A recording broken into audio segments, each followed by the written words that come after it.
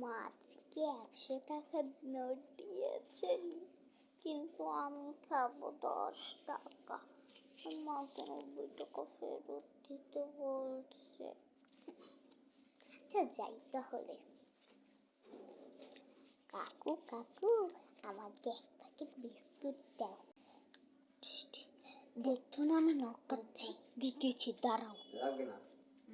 বিস্কিটটা কই? দাঁড়াও।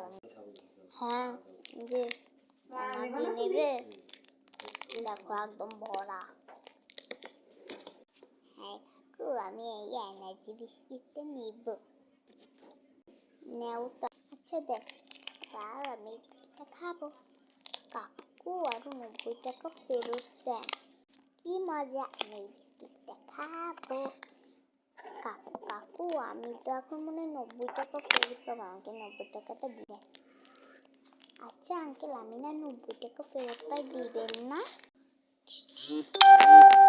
আরে বাচ্চা, তোমার মা 50 টাকার আটা নিয়েছিল আর 40 টাকার 4 প্যাকেট বিস্কুট নিয়েছিল। এনার্জি মেহমান আসছিল বলে তাই তাড়াতাড়ি করে প্যাকেটে নিয়ে গেছে, সেগুলাই আমি রেখেছি। তোমার মাকে যে বললো। আমি তাহলে যাই আঙ্কেল, আমি আম্মুকে যে সব বলবো। হ্যাঁ, এই যে আম্মু আম্মু একটা কথা বলি।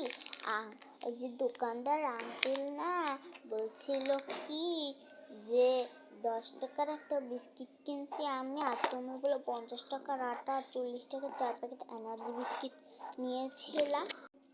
হ্যাঁ তো নিয়েছিলাম, কিন্তু ওনাকে আমি কি এখন রাখতে বলছি?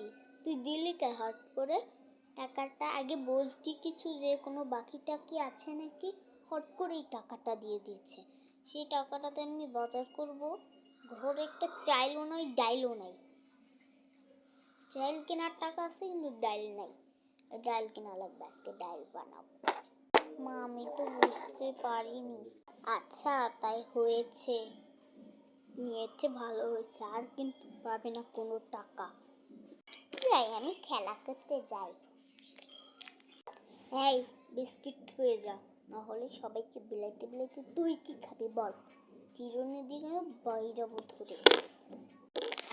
আচ্ছা মা, আচ্ছা আচ্ছা ধুয়ে যাচ্ছি।